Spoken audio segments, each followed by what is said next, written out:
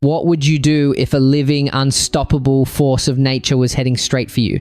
No weapons could stop it. No shelter could protect you. A tide of billions of ravenous ants devouring everything in their path was about to descend upon your home. Most would run, but not Leiningen.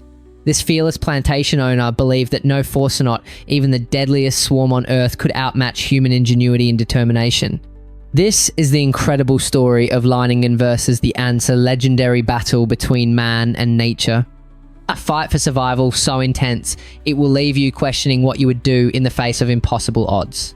Stay with us as we dive into this classic tale of courage, wit, and sheer willpower. This is a story you won't forget. Leiningen sucked placidly at a cigar about the size of a corncob, and for a few seconds gazed without answering at the agitated district commissioner. Then he took the cigar from his lips and leaned slightly forward. With his bristling grey hair, bulky nose, and lucid eyes, he had the look of an aging and shabby eagle. "Decent of you," he murmured, "paddling all this way just to give me the tip, but you're pulling my leg, of course, when you say I must do a bunk. Why, even a herd of Saurians couldn't drive Arne from this plantation of mine." The Brazilian official threw up lean and lanky arms and clawed the air with wildly distended fingers. "Leiningen," he shouted, "you're insane. They're not creatures. You can fight. They're an elemental, an act of God. 10 miles long, 2 miles wide. Ants. Nothing but ants. And every single one of them a fiend from hell. Before you can spit 3 times, they'll eat a full-grown buffalo to the bones. I tell you, if you don't clear out at once, there'll be nothing left of you but a skeleton picked as clean as your own plantation." Leiningen grinned. "Act of God, my eye. Anyway, I'm not an old woman. I'm not going to run for it just because an elemental's on the way. And don't think I'm the kind of fat head who tries to fend off lightning with his fists either. I use my intelligence, old man. With me, the brain isn't a second blind gut. I know what it's there for. When I began this model farm and plantation 3 years ago, I took into account all that could conceivably happen to it. And now I'm ready for anything and everything, including your ants." The Brazilian rose heavily to his feet. "I've done my best," he gasped. "Your obstinacy endangers not only yourself, but the lives of your 400 workers. You don't know these ants." Leiningen accompanied him down to the river where the government launch was moored. The vessel cast off. As it moved downstream, the exclamation mark neared the rail and began waving its arms frantically. Long after the Tay-C launch had disappeared round the bend, Leiningen thought he could still hear that dimming, imploring voice. "You don't know them, I tell you. You don't know them." But the reported enemy was by no means unfamiliar to the planter. Before he started work on his settlement, he had lived long enough in the country to see for himself the fearful devastation sometimes wrought by these ravenous insects in their campaigns for food. But since then, he had planned measures of defense accordingly, and these, he was convinced, were in every way adequate to withstand the approaching peril. Moreover, during his 3 years as a planter, Leiningen had met and defeated drought, herd, plague, and all other acts of God which had come against him.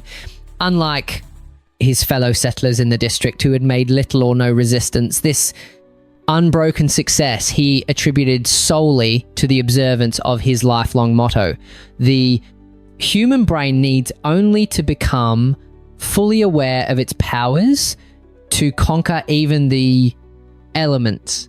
Dullards reeled senselessly and aimlessly into the abyss. Cranks, however, brilliant, lost their heads when circumstances suddenly altered or accelerated and ran into stone walls. Sluggards drifted with the current until they were caught in whirlpools and dragged under. But such disasters, Leiningen contended, merely strengthened his argument that intelligence directed aright invariably makes man the master of his fate. Yes, Leiningen had always known how to grapple with life.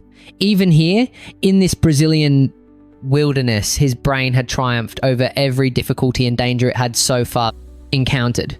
First, He had vanquished primal forces by cunning and organization. Then he had enlisted the resources of modern science to increase miraculously the yield of his plantation. And now he was sure he would prove more than a match for the irresistible ants. That same evening, however, Leiningen assembled his workers.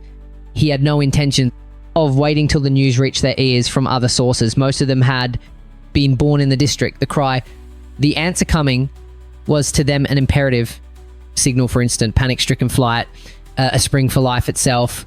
But so great was the Indians' trust in Leiningen, in Leiningen's word and in Leiningen's wisdom, that they received his curt tidings and his orders for the imminent struggle with the calmness with which they were given. They waited, unafraid, alert, as if for the beginning of a new game or hunt, which he had just described to them. The ants were indeed mighty, but not so mighty as the boss. Let them come! They came at noon the second day. Their approach was announced by the wild unrest of the horses, scarcely controllable now, either in stall or under rider, scenting from afar a vapor instinct with horror. It was announced by a stampede of animals, timid and savage, hurtling past each other, jaguars and pumas flashing by nimble stags of the pampas, bulky tapirs, no longer hunters, themselves hunted, outpacing fleet kinkajous, maddened herds of cattle, heads lowered, nostrils snorting, rushing through tribes of loping monkeys, chattering in a dementia of terror. Then followed the creeping and springing denizens of bush and steppe, big and little rodents, snakes and lizards. Pell-mell, the rabble swarmed down the hill to the plantation, scattered right and left before the barrier of the water-filled ditch, then sped onwards to the river, where, again hindered, they fled along its bank out of sight. This water-filled ditch was one of the defense measures which Leiningen had long since prepared against the advent of the ants. It encompassed three sides of the plantation like a huge horseshoe, 12 feet across, but not very deep.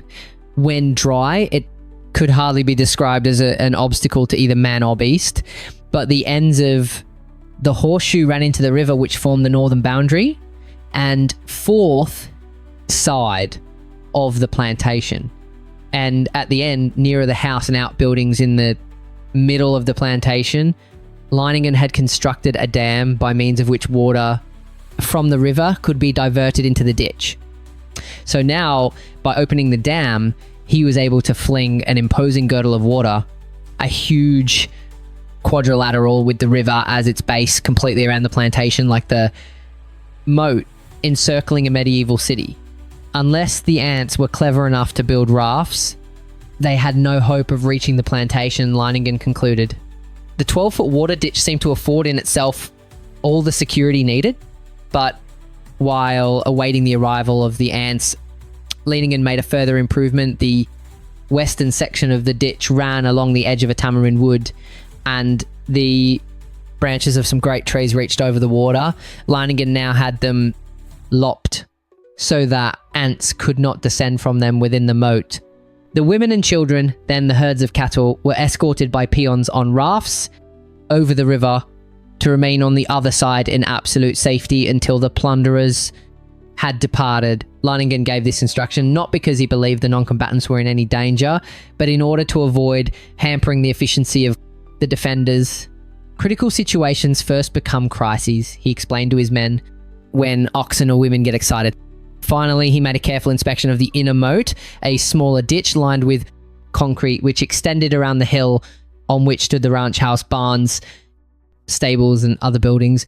Into this concrete ditch emptied the inflow pipes from 3 great petrol tanks.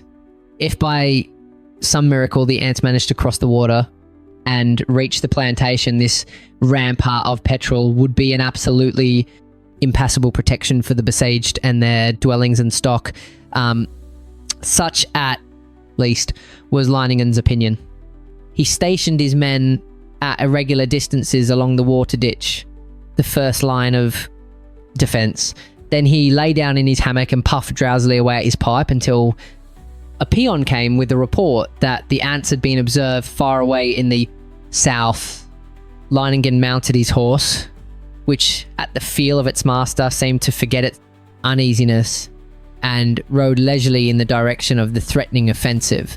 The southern stretch of ditch, the upper side of the quadrilateral, was nearly 3 miles long. From its center, one could survey the entire countryside. This was destined to be the scene of the outbreak of war between Leiningen's brain and 20 square miles of life-destroying ants.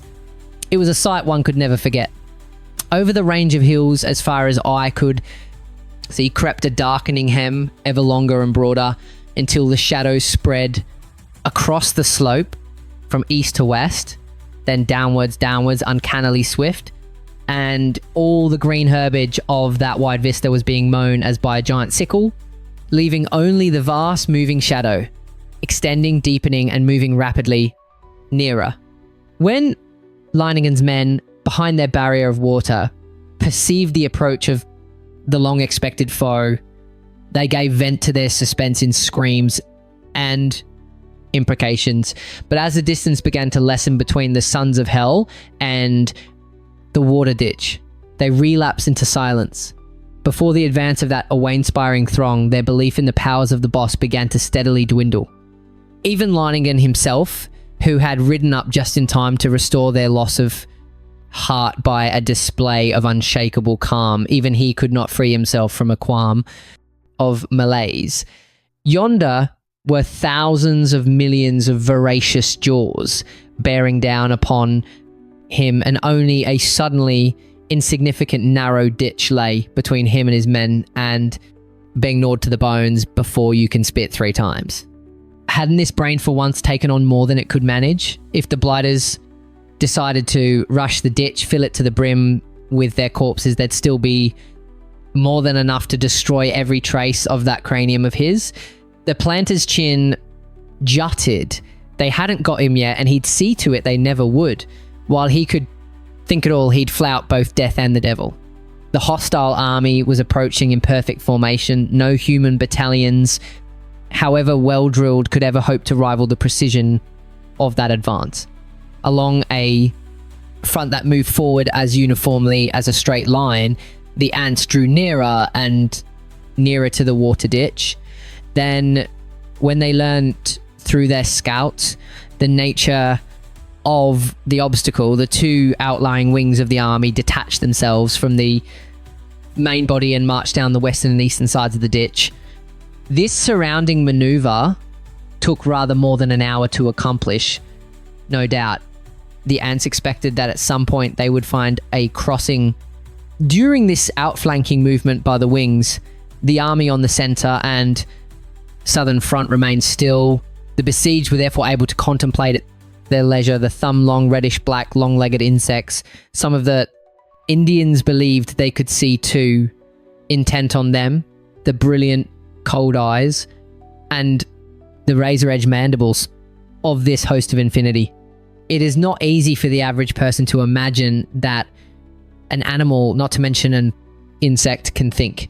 But now both the European brain of Leiningen and the primitive brains of the Indians began to stir with the unpleasant foreboding that inside every single one of that deluge of insects dwelt a thought.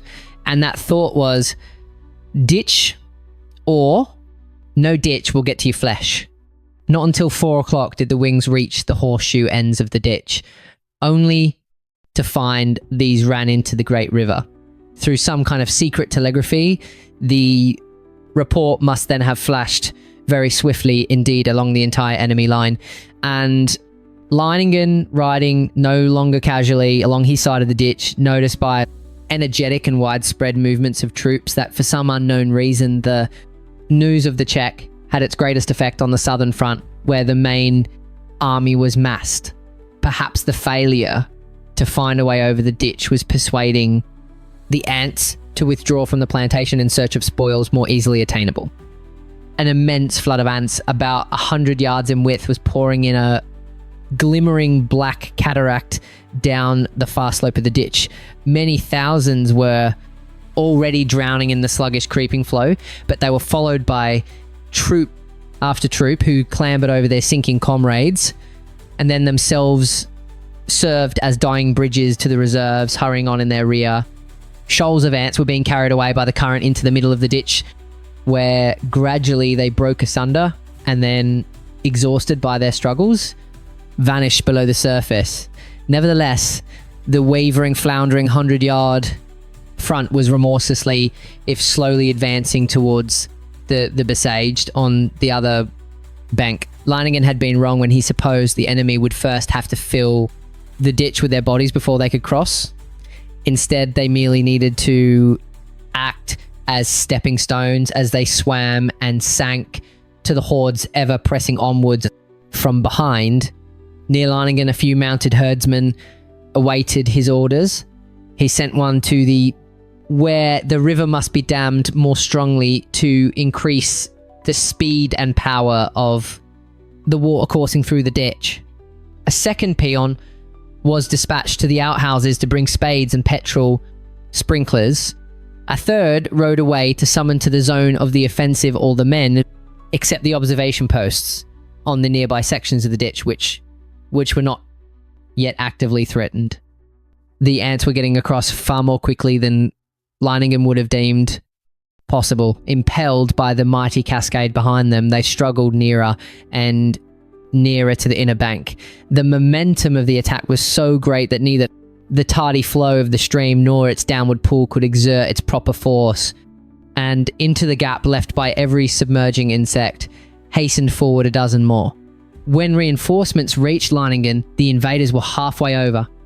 The planter had to admit to himself that it was only by a stroke of luck for him that the ants were attempting the crossing on a relatively short front. Had they assaulted simultaneously along the entire length of the ditch, the outlook for the defenders would have been black indeed.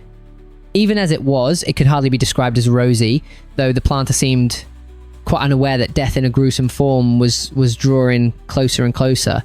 As the war between his brain and the act of God reached its climax, the very shadow of annihilation began to pale to Leiningen, who now felt like a champion in a new Olympic game, a gigantic and thrilling contest from which he was determined to emerge victor. Such indeed was his aura of confidence that the Indians forgot their stupefied fear of the peril only a yard or two away. Under the planter's supervision, they began fervidly digging up to the edge of the bank and throwing clods of earth and spadefuls of sand into the midst of the hostile fleet. The petrol sprinklers, hitherto used to destroy pests and blights on the plantation, were also brought into action. Streams of evil-reeking oil now soared and fell over an enemy already in disorder through the bombardment of earth and sand.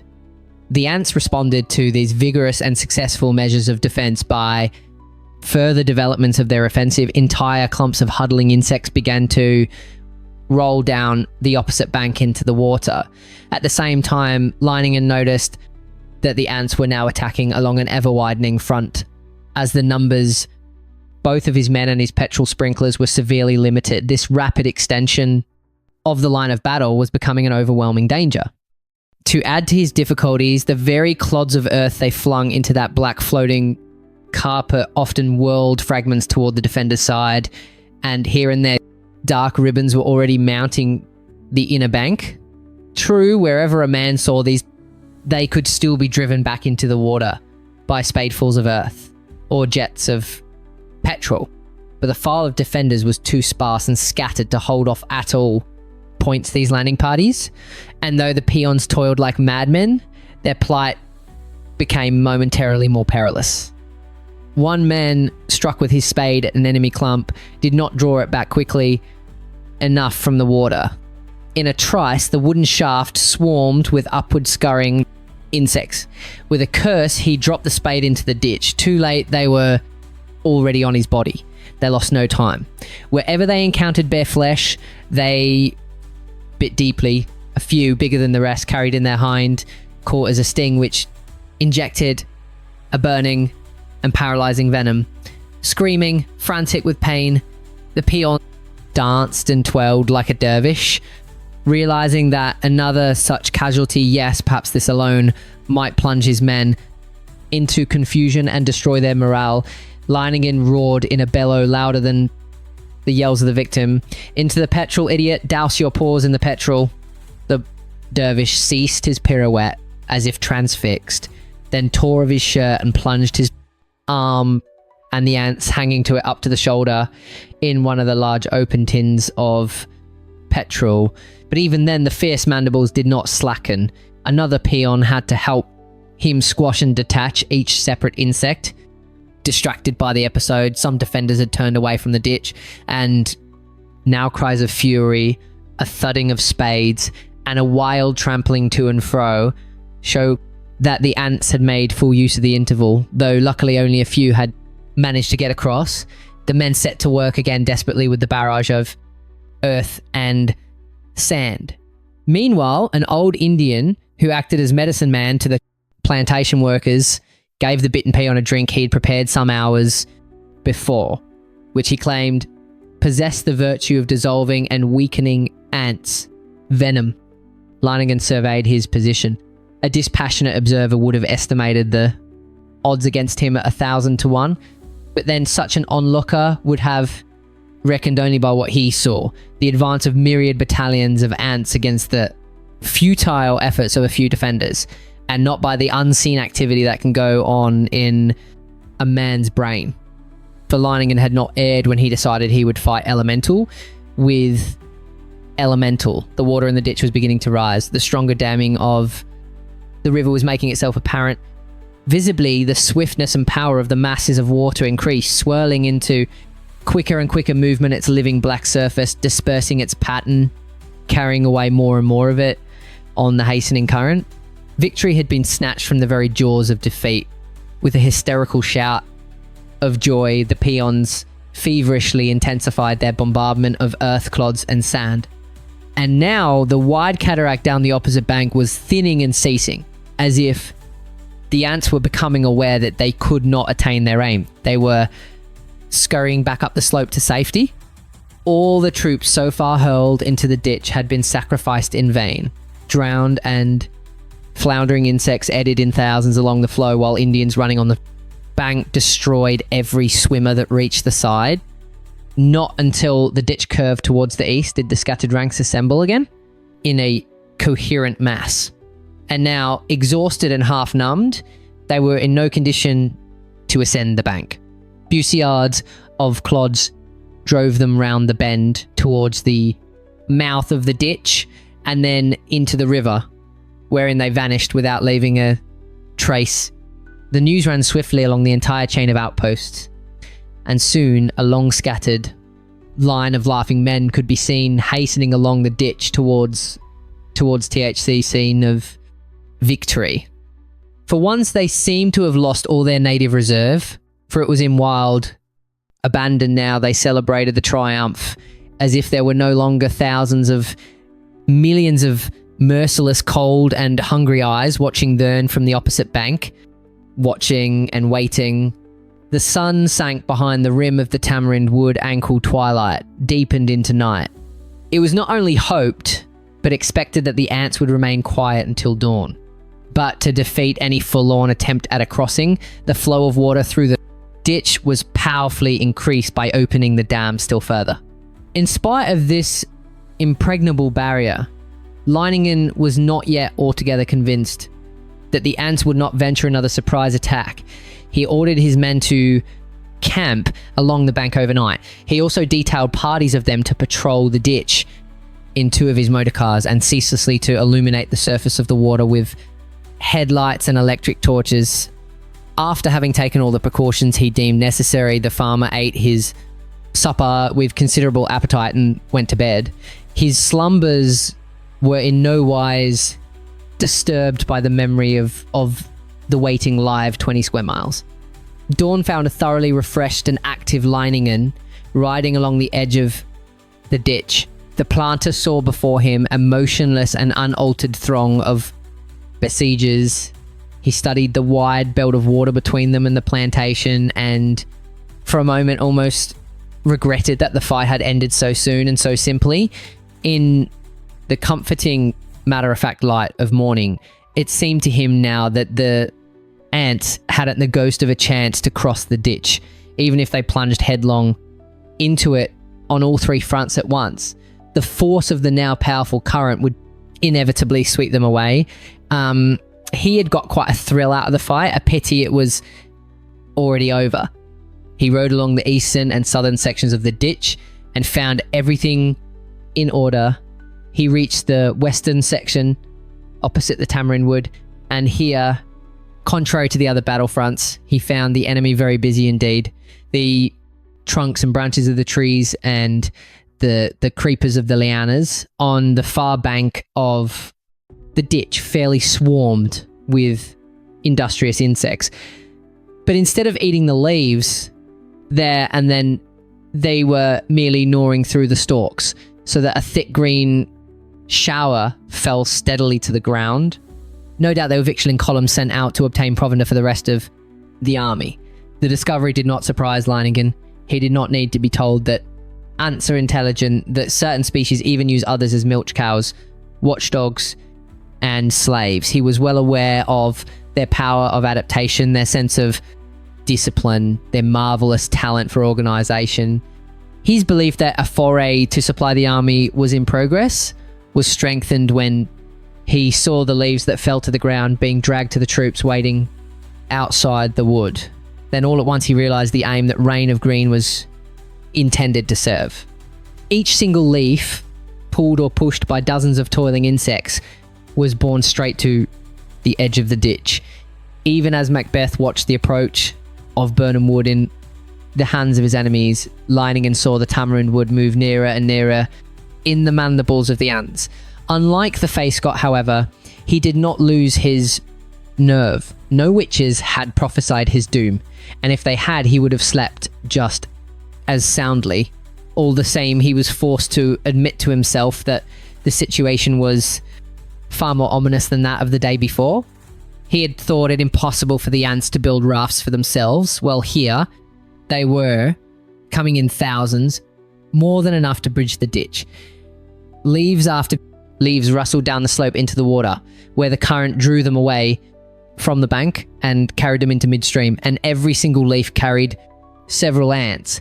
This time the farmer did not trust to the alacrity of his messengers. He galloped away, leaning from his saddle and yelling orders as he rushed past outpost after outpost.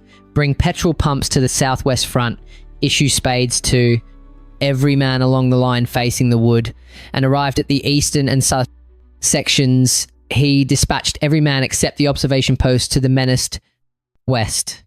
Then, as he rode past the stretch where the ants had failed to cross the day before, he witnessed a brief but impressive scene. Down the slope of the distant hill there came towards him a singular being, writhing rather, man running, an animal-like blackened statue with shapeless head and 4 quivering feet that knuckled under almost ceaselessly. When the creature reached the far bank of the ditch and collapsed opposite Leiningen, he recognized it as a pampas stag covered over with ants. It had strayed near the zone of the army. As usual, they had attacked its eyes first. Blinded, it had reeled in the madness of hideous torment straight into the ranks of its persecutors, and now the beast swayed to and fro in its death agony. With a shot from his rifle, Leiningen put it out of its misery. Then he pulled out his watch. He hadn't a second to lose, but for life itself, he could not have denied his curiosity, the satisfaction of knowing how long the ants would take for personal reasons, so to speak. After 6 minutes, the white polished bones alone remained. That's how he himself would look before you can. Leiningen spat once and put spurs to his horse.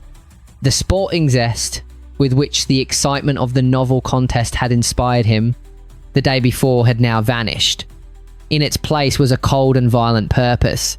He would send these vermin back to the hell where they belonged. Somehow, anyhow. Yes, but how was indeed the question. As things stood at present, it looked as if the devils would raise him and his men from the earth instead. He had underestimated the might of the enemy. He really would have to bestir himself if he hoped to outwit them. The biggest danger now, he decided, was the point where the western section of the ditch curved southwards, and arrived there, he found his worst expectations justified. The very power of the current had huddled the leaves and their crews of ants so close together at the bend that the bridge was almost ready. True, streams of petrol and clumps of earth still prevented a landing, but the number of floating leaves was increasing ever more swiftly. It could not be long now. Before, a stretch of water, a mile in length, was decked by a green pontoon over which the ants could rush in millions. Leiningen galloped to Teot where the damming of the river was controlled by a wheel. On its bank, the planter ordered the man at the wheel first to lower the water in the ditch, almost to vanishing point, next to wait a moment, then suddenly to let the river in again. This maneuver of lowering and raising the surface, of decreasing then increasing the flow of water through the ditch, was to be repeated over and over, again until further notice. This tactic was at first successful. The water in the ditch sank, and with it the film of leaves. The green fleet nearly reached the bed, and the troops on the far bank swarmed down the slope to it. Then a violent flow of water at the original depth raced through the ditch, overwhelming leaves and ants, and sweeping them along. This intermittent rapid flushing prevented just in time the almost completed fording of the ditch, but it also flung here and there squads of the enemy vanguard simultaneously up the inner bank. These seemed to know their duty only too well and lost no time accomplishing it. The air rang with the curses of bitten Indians. They had removed their shirts and pants to detect the quicker the upward chastening insects. When they saw one, they crushed it, and fortunately, onslaught as yet was only by skirmishers. Again and again, the water sank and rose, carrying leaves and drowned ants away with it. It lowered once more, nearly to its bed, but this time the exhausted defenders waited in vain for the flush of destruction. Leiningen sensed disaster. Something must have gone wrong with the machinery of the dam. Then a sweating peon tore up to him, "They're over," while the besieged were concentrating upon the defense of the stretch opposite.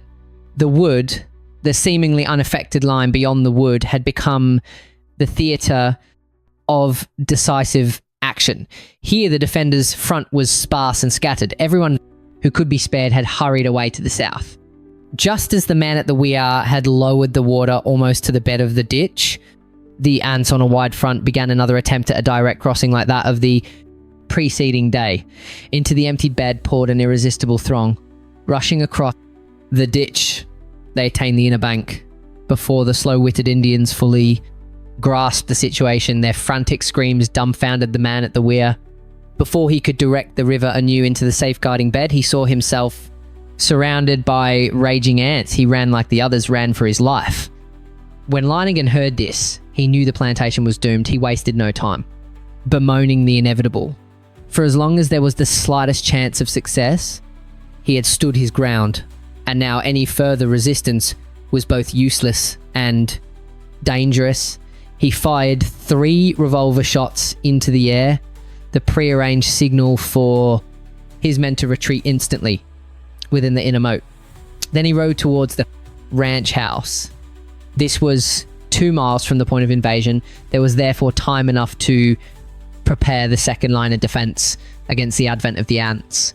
Of the 3 great petrol cisterns near the house, one had already been half emptied by the constant withdrawals needed for the pumps during the fight at the water ditch. The remaining petrol in it was now drawn off through underground pipes into the concrete trench which encircled the ranch house and its outbuildings. And there, drifting in 2s and 3s, Leiningen's men reached him. Most of them were obviously trying to preserve an air of calm and indifference, belied, however, by their restless glances and knitted brows. One could see their belief in a favourable outcome of the struggle was already considerably shaken. The planter called his peons around him. "Well, lads," he began, "we've lost the first round, but we'll smash the beggars yet. Don't you worry. Anyone who thinks otherwise can draw his pay here and now and push off. There are rafts enough to spare on the river and plenty of time still to reach them." Not a man stirred. Leiningen acknowledged his silent vote of confidence with a laugh that was half a grunt. That's the stuff, lads. Too bad if you'd missed the rest of the show, eh? Well, the fun won't start till morning. Once these blighters turn tail, there'll be plenty of work for everyone and higher wages all round. And now run along and get something to eat. You've earned it all right. In the excitement of the fight, the greater part of the day had passed without the men once pausing to snatch a bite. Now that the ants were, for the time being, out of sight, and the wall of petrol gave a stronger feeling of security, hungry stomachs began to assert their claims. The bridges over the concrete ditch were removed. Here and there, solitary ants had reached the ditch. They gazed at the petrol meditatively, then scurried back. Again, apparently they had little interest at the moment for what lay beyond. Evil-reeking barrier. The abundant spoils of the plantation were the main attraction. Soon, the trees, shrubs, and beds for miles around were holed with ants zealously gobbling the yield of long weary months of strenuous toil. As twilight began to fall, a cordon of ants marched around the petrol trench, but as yet made no move towards its brink. Leiningen posted sentries with headlights and electric torches, then withdrew to his office and began to reckon up his losses. He estimated these as large, but in comparison with his bank balance, by no means unbearable. He worked out in some detail a scheme of intensive cultivation which would enable him before very long to more than compensate himself for the damage now being wrought to his crops.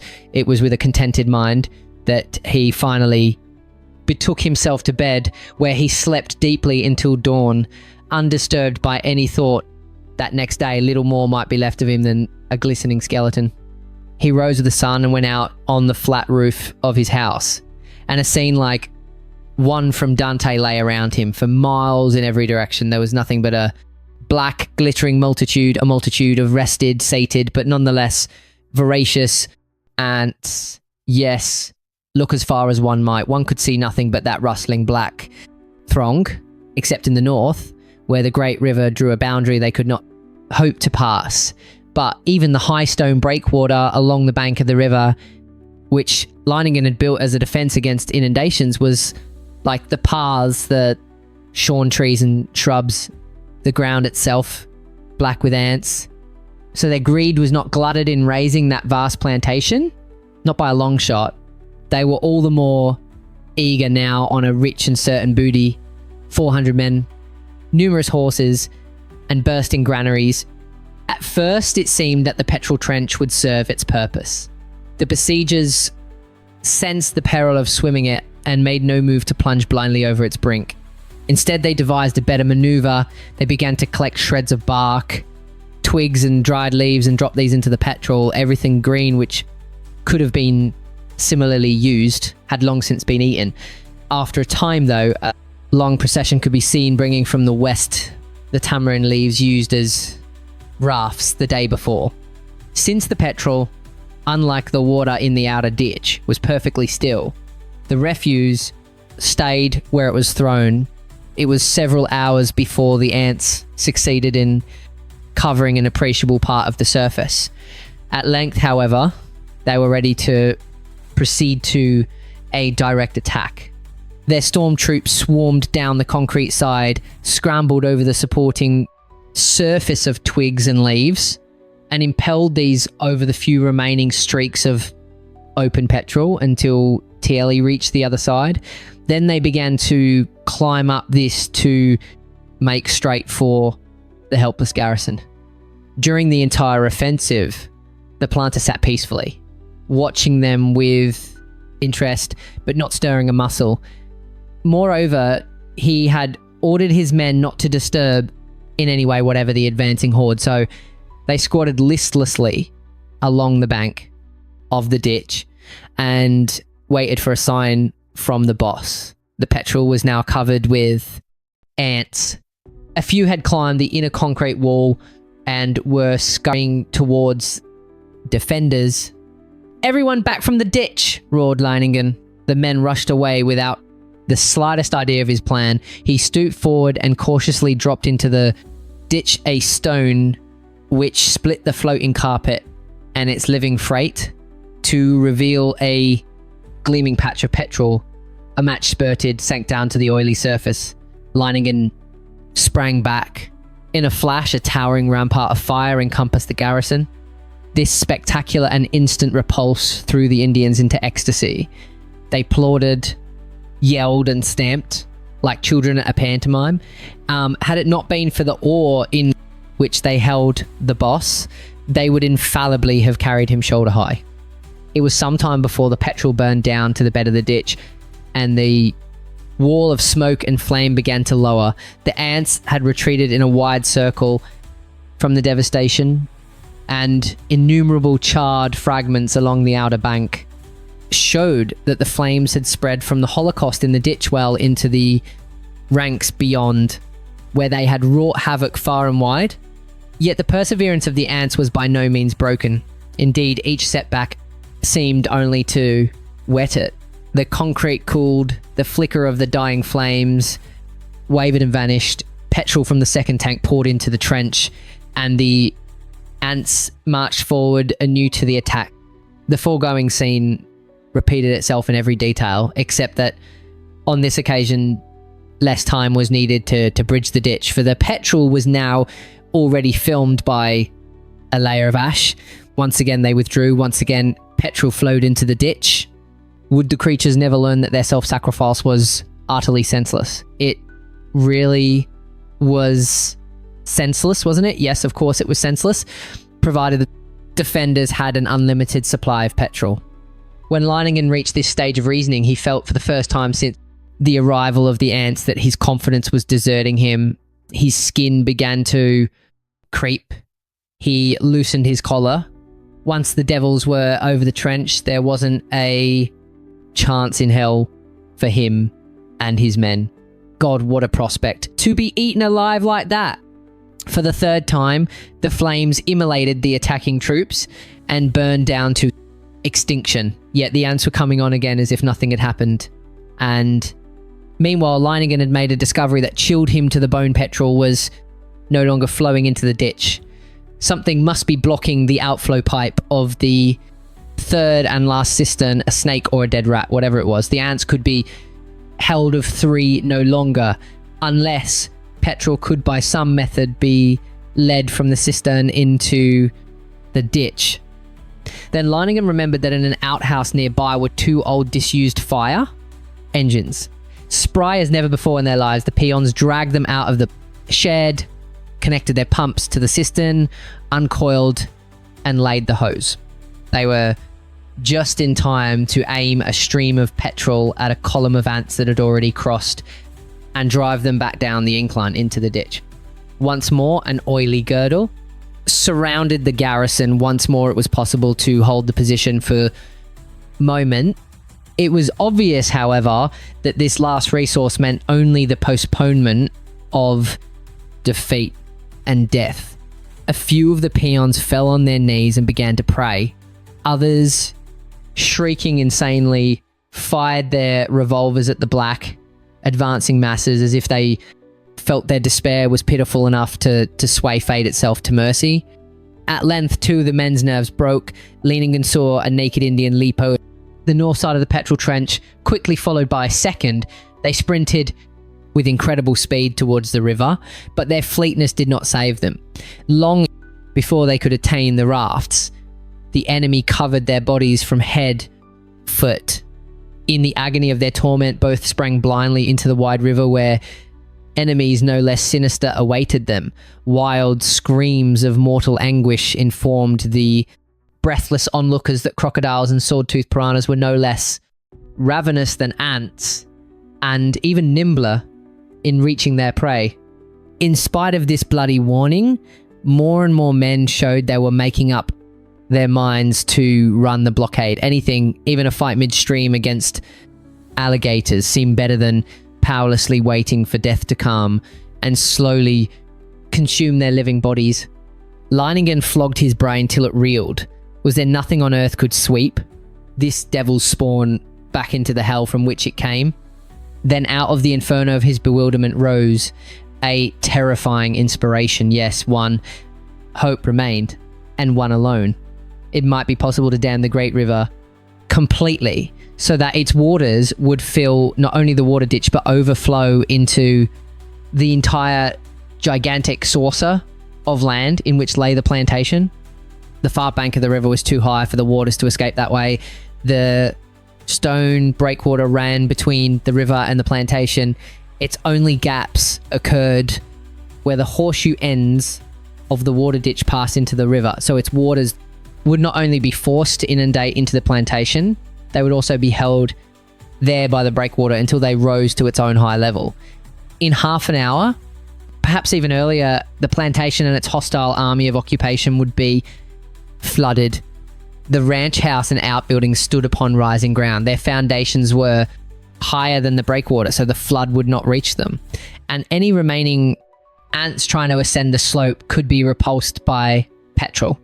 It was possible, yes, if one could only get to the dam. A distance of nearly 2 miles lay between THEC Ranch House and the Weir, 2 miles of ants. Those two peons had managed only a fifth of that distance at the cost of their lives. Was there an Indian daring enough after that to run the gauntlet 5 times as far? Hardly likely. And if there were, his prospect of getting back was almost nil. No, there was only one thing for it. He'd have to make the attempt himself. He might just as well be running a sitting still anyway when the ants finally got him. Besides, there was a bit of a chance. Perhaps the ants weren't so almighty. After all, perhaps he had allowed the mass suggestion of that evil black throng to hypnotize him, just as a snake fascinates and overpowers. The ants were building their bridges. Linigan got up on a chair. "Hey lads, listen. To me?" he cried. Slowly and listlessly from all sides of the trench, the men began to shuffle towards him, the apathy of death already stamped on their faces. "Listen, lads," he shouted. "You're frightened of those beggars, but you're a damn sight more frightened of me. And I'm proud of you. There's still a chance to save our lives by flooding the plantation from the river. Now, one of you might manage to get as far as the Weir, but he'd never come back. Well, I'm not going to let you try it. If I did, I'd be worse than one of those ants. No, I called the tune, and now I'm going to pay the piper.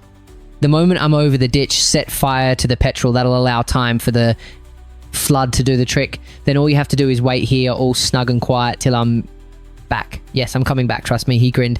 "When I've finished my slimming cure," he pulled on high leather boots, drew heavy gauntlets over his hands, and stuffed the spaces between breeches and boots, gauntlets and arms, shirt and neck with rags soaked in petrol. With close-fitting mosquito goggles, he shielded his eyes. Knowing too well the ants' dodge of first robbing their victim of sight, finally he plugged his nostrils and ears with cotton wool and let the peons drench his clothes with petrol. He was about to set off when the old Indian medicine man came up to him. He had a wondrous salve, he said, prepared from a species of chafer whose odor was intolerable to ants. Yes, this odor protected these chafers from the attacks of even the most murderous ants. The Indian smeared the boss's boots, his gauntlet, and his face over and over with the extract. Linigan then remembered the paralyzing effect of ants' venom, and the Indian gave him a gourd full of the medicine he had administered to the bitten peon at the water ditch. The planter drank it down without noticing its bitter taste. His mind was already at the Weir. He started towards the northwest corner of the trench. With a bound, he was over and among the ants. The beleaguered garrison had no opportunity to watch Linigan's race against death. The ants were climbing the inner bank again. The lurid ring of petrol blazed aloft. For the 4th time that day, the reflection from the fire shone on the sweating faces of the imprisoned men and on the reddish-black cuirasses of their oppressors. The red and blue dark-edged flames leaped vividly now, celebrating what? The funeral pyre of the 400 or of the host of destruction? Linigan ran. He ran in long, equal strides with only one thought, one sensation. In his being, he must get through. He dodged all trees and shrubs, except for the split seconds, his soles touch the ground. The ants should have no opportunity to alight on him. That they would get to him soon, despite the salve on his boots, the petrol in his clothes. He realized only too well, but he knew even more surely that he must, and that he would get to the weir. Apparently the salve was some use after all. Not until he reached halfway did he feel ants under his clothes and a few on his face. Mechanically, in his stride, he struck at them, scarcely conscious of their bites. He saw he was drawing appreciably nearer the weir. The distance grew less and less, sank to 100 yards. Then he was at the weir and gripping the anthold wheel. Hardly had he seized it when a horde of infuriated ants flowed over his hands, arms, and shoulders. He started the wheel. Before it turned once on its axis, the swarm covered his face. Leiningen strained like a madman, his lips pressed tight. If he opened them to draw breath, he turned and turned. Slowly the dam lowered until it reached the bed of the river. Already the water was overflowing the ditch. Another minute and the river was pouring through the nearby gap in the breakwater. The flooding of the plantation had begun. Leiningen let go the wheel. Now for the first time he realized he was coated from head to foot with a layer of ants. In spite of the petrol, his clothes were full of them. Several had got to his body or were clinging to his face. Now that he had completed his task, he felt the smart raging over his flesh from the bites of soaring and piercing insects. Frantic with pain, he almost plunged into the river, to be ripped and splashed to shreds by Paranhas. Already he was running the return journey, knocking ants from his gloves and jacket, brushing them from his bloodied face, squashing them to death under his clothes. One of the creatures bit him just below the rim of his goggles. He managed to tear it away, but the agony of the bite and its etching acid drilled into the eye nerves. He saw now through circles of fire into a milky mist.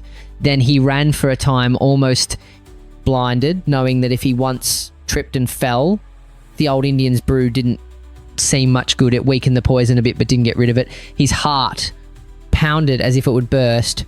Blood roared in his ears. A giant's fist battered his lungs. Then he could see again, but the burning girdle of petrol appeared infinitely far away. He could not last half that distance. Swift changing pictures flashed through his head, episodes in his life, while in another part of his brain a cool and impartial onlooker informed this ant-blurred, gasping, exhausted bundle named Leiningen that such a rushing panorama of scenes from one's past is seen only in the moment before death.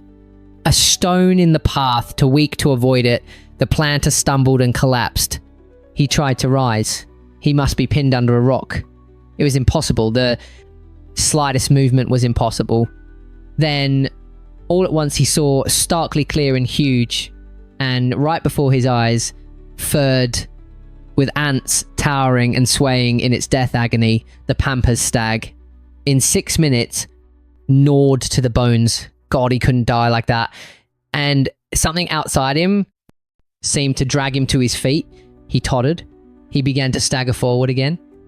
Through the blazing ring hurtled an apparition which, as soon as it reached the ground on the inner side, fell full length and did not move. Leiningen, at the moment he made that leap through the flames, lost consciousness for the first time in his life. As he lay there, with glazing eyes and lacerated face, he appeared a man returned from the grave. The peons rushed to him, stripped off his clothes, tore away the ants from a body that seemed almost one open wound. In some places, the bones were showing. They carried him into the ranch house.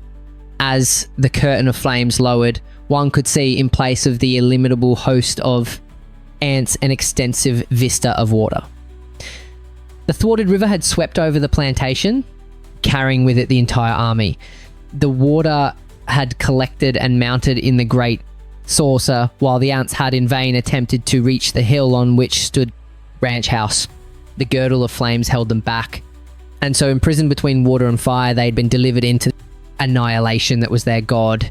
And near the farther mouth of the water ditch, where the stone mole had its second gap, the ocean swept the lost battalions into the river to vanish forever. The ring of fire dwindled as the water mounted to the petrol trench and quenched the dimming flames. The inundation rose higher and higher because its outflow was impeded by the timber and underbrush it had carried along with it. Its surface required some time to reach the top of the high stone breakwater and discharge over it the rest of the shattered army. It swelled over ant-stippled shrubs and bushes until it washed against the foot of the knoll whereon the besieged had taken refuge. For a while, an alluvial of ants tried again and again to attain this dry land, only to be repulsed by streams of petrol back into the merciless flood. Leiningen lay on his bed, his body swathed from head to foot in bandages. With fomentations and salves, they had managed to stop the bleeding and had dressed his many wounds. Now they thronged around him, one question in every face. Would he recover? He won't die, said the old man who had bandaged him. If he doesn't want to? The planter opened his eyes. Everything in order? He asked. They're gone, said his nurse. To hell. He held out to his master a gourd full of a powerful sleeping draught. Leiningen gulped it down. I told you I'd come back, he murmured, even if I am a bit streamlined. He grinned and shut his eyes. He slept. Thank you so much for watching. If you enjoyed this story, don't forget to hit the like button and subscribe to the channel for more incredible tales like this one. Your support means the world to us and helps us share even more amazing content with you. Let us know your thoughts in the comments below. What would you do in such a situation? Until next time, stay curious, stay inspired, and we'll see you in the next video.